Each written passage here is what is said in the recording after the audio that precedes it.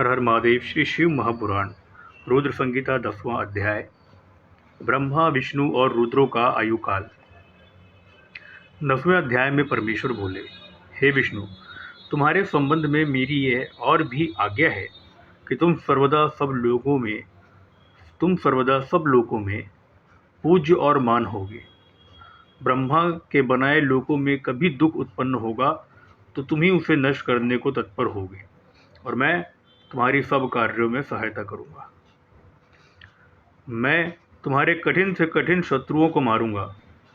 तुम अनेकों अवतार धारण कर जीवों का कल्याण कर अपनी कीर्ति का विस्तार करोगे।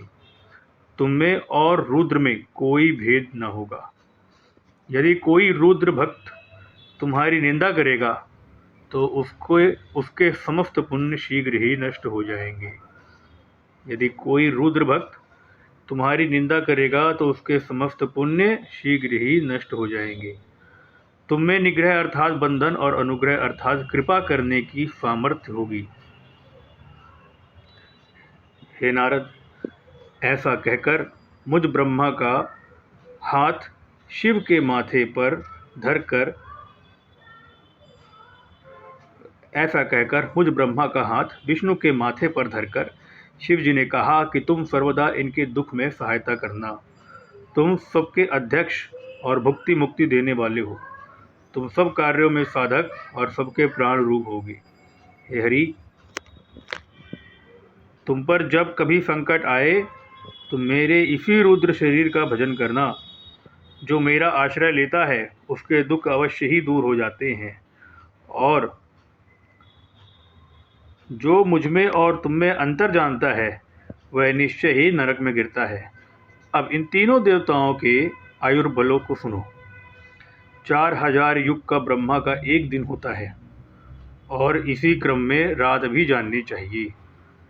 30 दिन का एक महीना और 12 महीने का एक वर्ष, इस प्रकार के वर्ष प्रमाण से ब्रह्मा की 100 वर्ष की आयु होती है और ब्रह्मा जी का एक वर्ष विष्णु जी का एक दिन कहलाएगा और वह भी इसी प्रकार के प्रमाण से 100 वर्ष जिएंगे तथा विष्णु का एक वर्ष रुद्र के एक दिन के बराबर होगा और इसी क्रम में वह भी 100 वर्ष स्थित रहेंगे।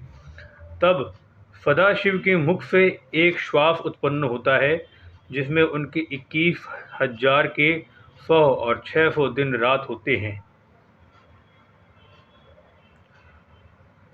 उनके 6 उच्छ्वास और निश्वास का एक पल, 60 पल की एक घड़ी और 60 घड़ी का एक दिन रात होता है।